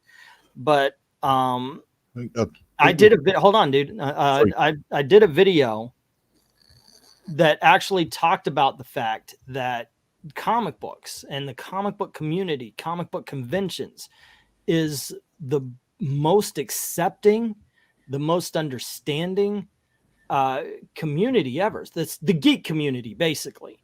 It doesn't matter what you look like. When you go to a comic book convention, doesn't matter what you look like. Doesn't matter if you are if you're able-bodied or if you're handicapped.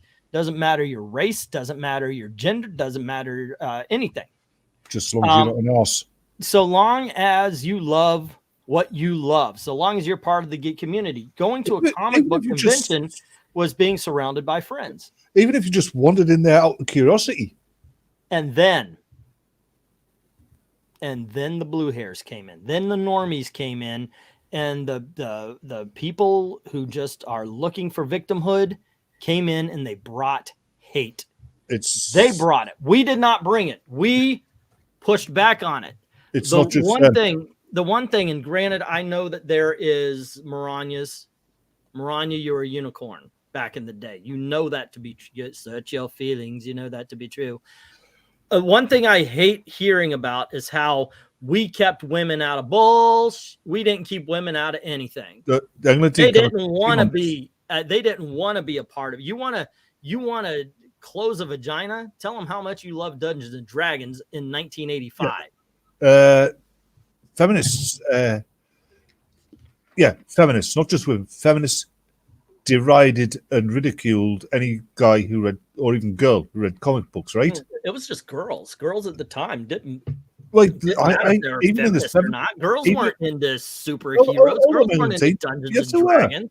I knew girls back in the 70s. Yeah, you knew or you knew two. Girls on the whole just did not. They were not into geek culture. About 7 guys at all. Well, you're right. Maybe England was the magical fairyland of beautiful women. Either way, feminists and women, I'll give you that. They weren't interested in comic books. But until they found out. Hold on. Until they found out there's a lot of money in it, then they wanted a cut of that pie. Oh, but then you got the fake geek girl. Then you got the booth babe, by the way. That is an actual thing, kids. I know you get a whole bunch of shit if you say the fake geek girl, but that was a thing. They were booth babes, and they were there because basically, as I just said, geeks were not exactly well loved. You had to hide that thing. You had to hide what you liked. So, but we were so freaking torqued up. They had a booth babe at every booth. Oh, you got to come and try this. You got to come and try that. Look at my boobs. They were there just for that because the basement dweller was a bit of a stereotype, but it was a stereotype for a reason. Yeah, because geeks didn't really exercise as much. Look at this. This is Body by Geek. Okay. I think the best story, comic book about comic books, which is a pro comic book story. It's when I was at school, right? My English teacher caught me reading. It was the Fantastic Four reprint, right? The English reprints, what we got in the 70s. He caught me reading one in English class. Well, I should have been paying attention. Confiscated it. He kept it for a week. Then he come to us a week later to hand it back. Have you got any more of these? What for? That's why I read this over the weekend.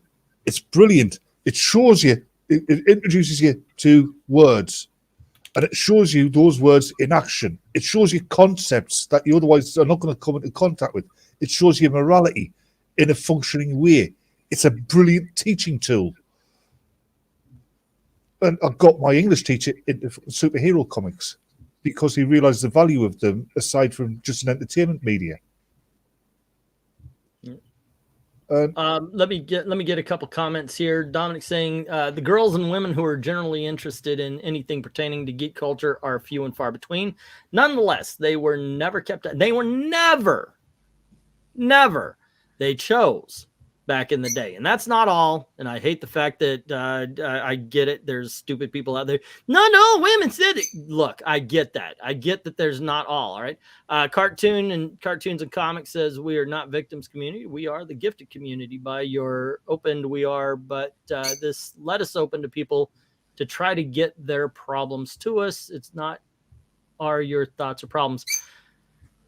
I'm not quite sure where you're coming from. Cartoons and comics. I'm assuming it's English is not your first language. I don't say that as an insult, but I'm trying to parse it because I've got a lot of viewers from other countries who sometimes do this. I'm trying to. We are not victims community. We are the gifted community. I got that. By my open, we are. But this let us open to people to try to get their problems, to try to understand. I would assume. To us, it's not are your thoughts or problems. It's Portuguese. Oh. That's his first language. Okay. Yeah. Hey, you're doing better with English than I would ever do for Portuguese. Yeah. Trust me on that one. So please don't take what I'm saying as any kind of insult. Trust me on this. Okay, so let's see. I still have a comic shop in my town. I should go to it more since it was fun just to hang there. Sometimes it is. You know, I've got one of the young ladies that work at my comic shop is she's one of these blue hair by polys. You know, she's not boy or girl. You know, she identifies that. We talk all the time. And she knows my position. I don't hide it. I refuse to hide my conservatism. I was actually advised, by the way, to drop it here. I will not. I'm not going, I don't like it going into politics too much, even though we tend to, but I'm not going to hide the fact that I'm a conservative. I think that's one of the things that we've done wrong as conservatives in the past. But we talk about it all the time. And it's funny how you can have a conversation with somebody face to face, and she likes me, I like her, we're friends. But you get on Twitter where it's nameless and it's faceless. It's all anonymous and everybody acts like dicks. Let's see. Rhaegar says, I remember being a geek with comics and having to be relegated to shame. It was a real thing. It was. We got made fun of, me and my kids, me and my friends in 12th grade, I think it was. No.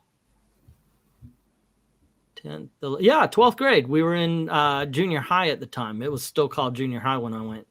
And we would actually buy our comics, bring them in, and we would share them. And we would pass them around and read them for lunch, and we would talk about them and everything. It was like a comic book club, like an actual comic book club. And there were people who actually made fun of me for that, for being a part of this. I thought it was ridiculous that they did, but of course it was the jock types and all those, you know, big guys and all that. So I was like, oh, I guess I'm doing something wrong. And then after a while, I realized, you know what? You're not my friend.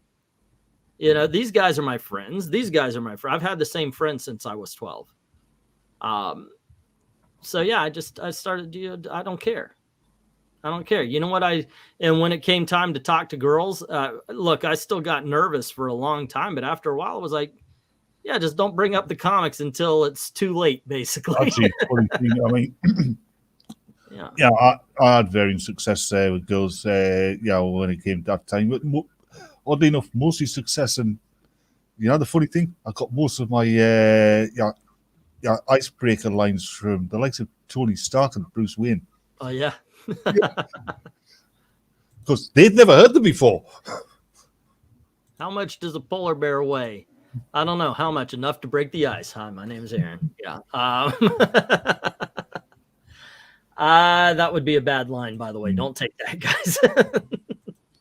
But no, it just it surprised me at how low confidence we were supposed to have back in the 80s as geeks. I remember, however, this one girl comes in. She actually liked to dress like the Joker, and I'm not kidding, but she had a cute face. And I found out, this is what a fetish is. Okay, because we talked all the time in the comic shop, and I thought, okay, yeah, I would like to go out with this young lady. And then I saw her outside where she wasn't dressed as the Joker, and I just didn't find her attractive at all.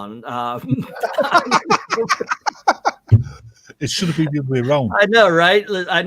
I actually was thinking about that a while back. Do I have a weird fetish about girls dressed as supervillains? What the hell is that? And one thing, does this mean we should rename you? Maybe it's Harvey Quinn. There you go, Harvey Quinn. Let's see. I'd be shocked if comic book sales are 25% sales to women for manga. Actually, we did do a video a long time ago on this one, talking about that elusive female sales demographic, but it was a lot of them going for manga. Let's see. To the contrary, girls who like comics and video games were treated like special guys. I know, it's like, oh my gosh, yes. Dominic saying comic books and graphic novels help teach kids to read. I read The Fly and Jaguar, the comic, all the Impact comics. At the time, they were more aimed for kids than normal DC and Marvel, and my daughters loved them. Surprisingly enough, not Jaguar, the female hero, but they liked The Fly. As far as female heroes, they really took to Power Girl.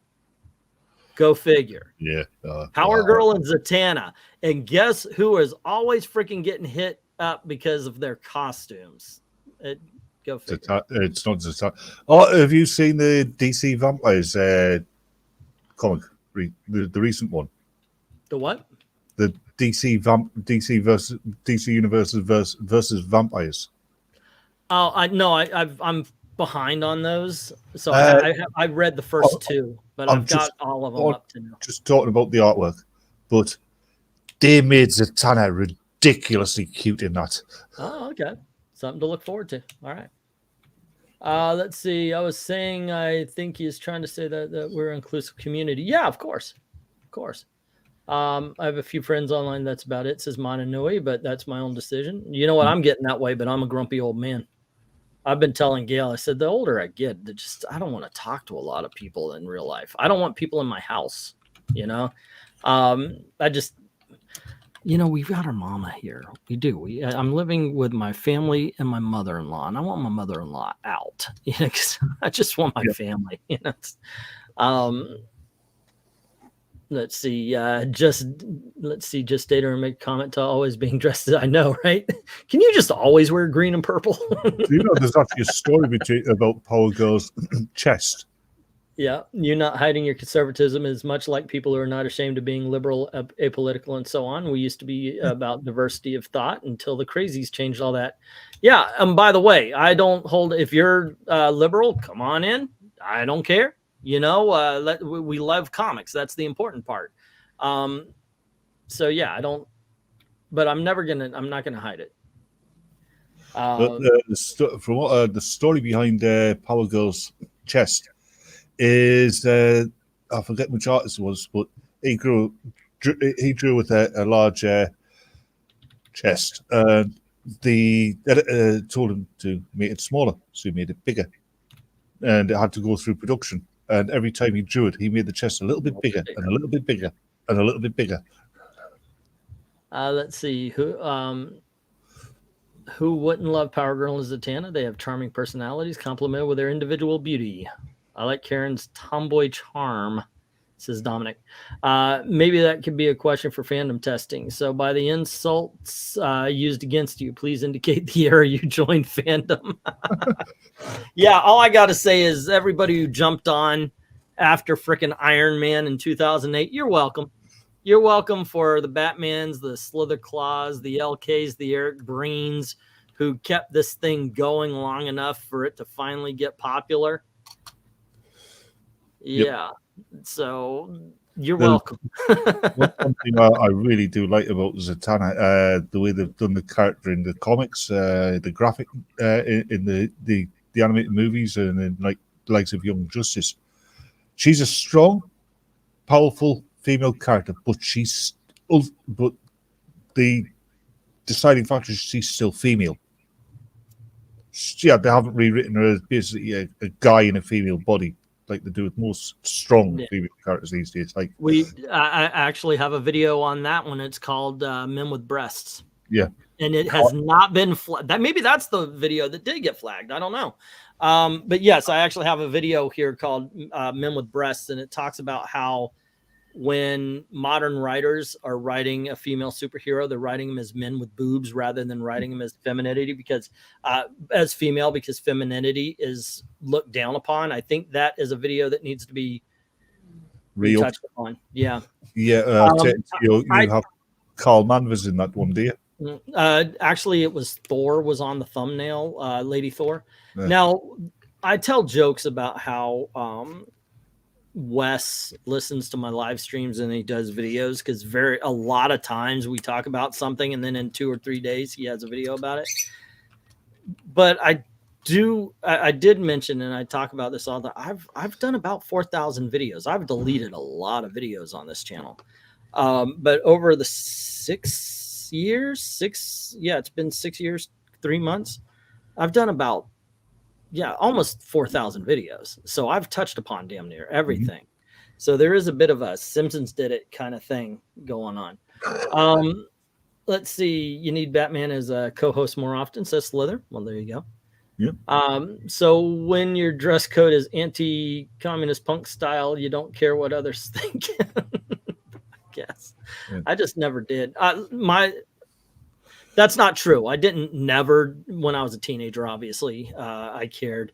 But when I got married, the sphere of whom I care of their opinions got smaller and smaller to Gail.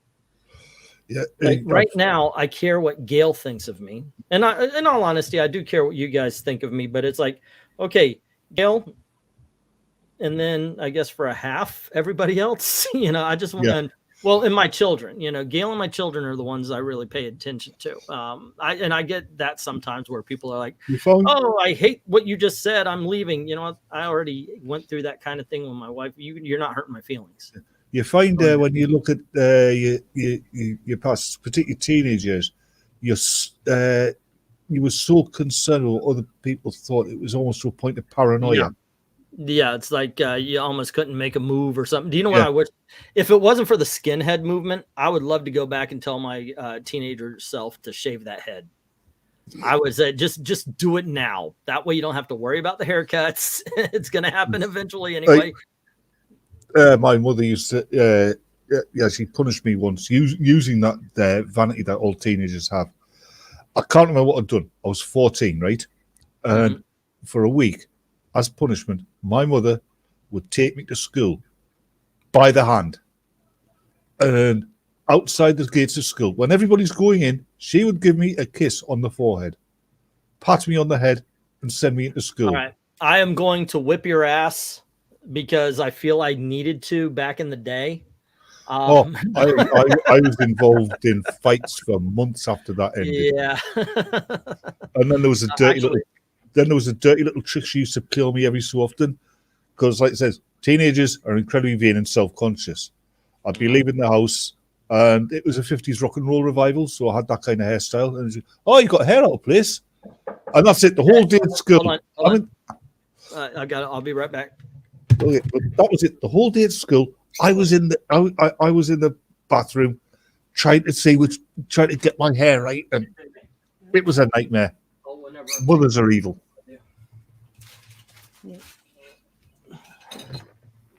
How you doing? How was your day? It was all right.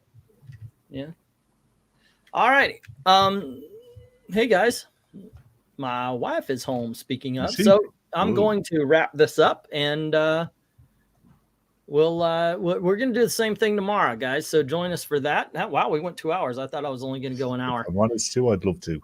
Okay. Once again, guys, thanks for hanging out with us. I hope you enjoyed the conversation. Please do all the clicking and the likings, the subbing, and all that kind of stuff. And yeah, we're going to join tomorrow at 9 o'clock as well. Before you go, I have to say it. Okay.